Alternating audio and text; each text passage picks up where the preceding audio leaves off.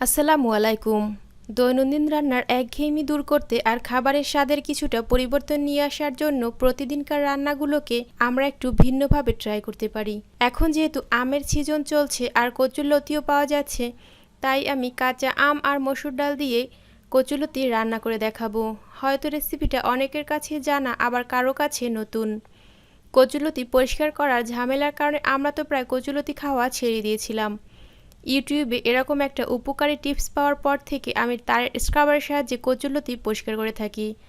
যারা এখনও টিপসটা জানেন না, এখন থেকে এটাকে অ্যাপ্লাই করতে পারেন। খুব সহজে কচুরলতি একটু ঘষা দিলে দেখবেন পরিষ্কার হয়ে যাবে। এতে করে আমাদের কষ্টও কম হবে আর সময়ও বেঁচে যাবে। আমি খুব কম সময়ের মাঝেই কচুরলতি অনেকগুলো পরিষ্কার করে নিয়েছি।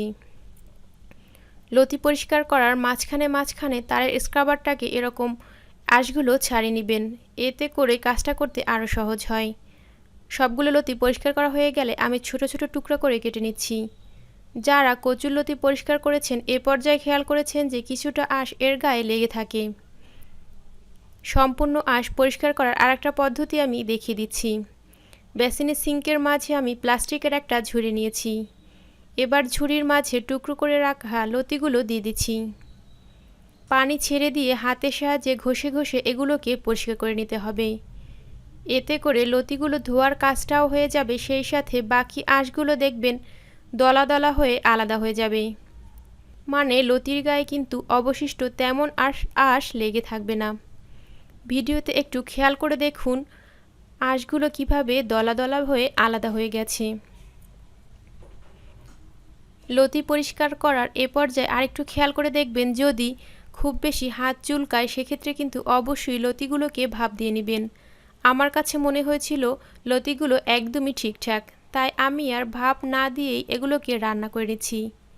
এবার চুলা একটা প্যানে আমি 2 টেবিল চামচের মতো রসুন কুচি আর 2 টেবিল চামচের মতো সয়াবিন তেল দিয়ে দিয়েছি।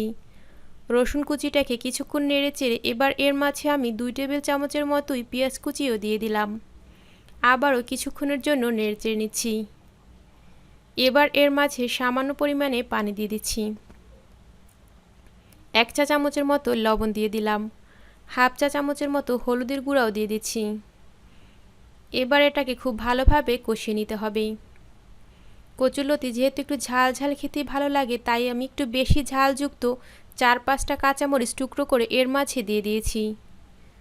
এবার খুব ভালোভাবে পানি শুকিয়ে মশলাটাকে কষিয়ে নিচ্ছি। হাফ কাপের মতো গরম পানি এর মাঝে দিয়ে দিলাম। লতি রান্নার সময় যদি পানি ব্যবহারই করতে হয়, সেক্ষেত্রে কিন্তু অবশ্যই গরম পানি ব্যবহার করতে হবে।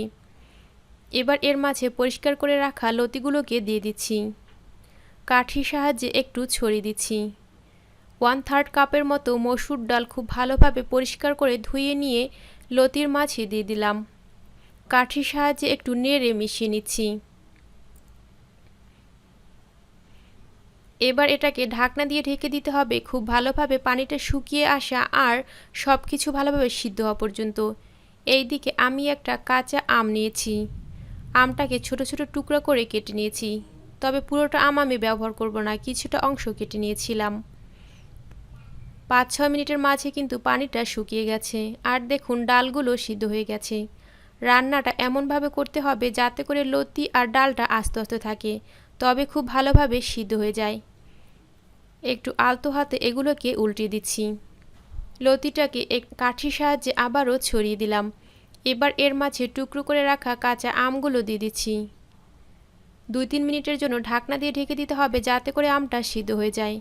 চুলার আঁচটা লো করে দিয়ে আমি আমটা সিদ্ধ করে নিচ্ছি। আবারও আলতো হাতে নেড়ে মিশিয়ে নিচ্ছি। এই কাজটা কিন্তু খুব সাবধানে করতে হবে, খুব জোরে জোরে এটাকে নাড়তে গেলে ভর্তা হয়ে যেতে পারে। 2-3 মিনিটের মাঝে আমগুলো কিন্তু সিদ্ধ হয়ে যাবে আর একটু নেড়ে চেড়ে নিলে আমের টক ভাবটা লতির মাঝে ছড়িয়ে যাবে, যেটা খেতে কিন্তু বেশ ভালো লাগে। আবারও আলতো হাতে একটু নেড়ে মিশিয়ে নিচ্ছি। কচুরলতি রান্না করার সময় এর মাঝে রসুন, লবণ আর ঝালের পরিমাণটা স্বাভাবিকের তুলনায় একটু বেশি দিতে হয়। আর যদি সম্ভব হয় এর মাঝে টক জাতীয় কোনো কিছু ব্যবহার করা ভালো। এতে করে আমরা যে ভয়ে লতি খেতে চাই না, যে লতির একটা গলায় ধরে যাওয়ার সম্ভাবনা থাকে, এটা কিন্তু অনেকাংশেই কমে যায়। কাঁচা আম আর মসুর ডাল দিয়ে যারা কখনো কচুরলতি রান্না করে খাননি, এটা একবার ট্রাই করতে পারেন। আপনাদের কাছে অবশ্যই এটা ভালো লাগবে। আর ভিডিওটি যদি ভালো লাগে অবশ্যই চ্যানেলটাকে সাবস্ক্রাইব করবেন, সেই সাথে পাশে আসা বেল আইকনটি প্রেস করে দিবেন আর আপনার ফ্রেন্ডস ফ্যামিলির সাথে শেয়ার করতে পারেন। একটা লাইক দিয়ে উৎসাহিত করবেন, যাতে করে ইউনিক আর মজার রেসিপি আপনাদের মাঝে নিয়ে আসতে পারি। আর আমার চ্যানেলের আরও মজার মজার রেসিপিগুলো দেখার জন্য লিঙ্ক আমি ডেসক্রিপশন বক্সে দিয়ে দিব, সেখান থেকে চাইলে আপনার রেসিপিগুলো দেখে নিতে পারেন। ভিডিওটি দেখার জন্য সবাইকে অসংখ্য ধন্যবাদ। সবার জন্য রইল অনেক অনেক শুভকামনা। আল্লাহ হাফেজ।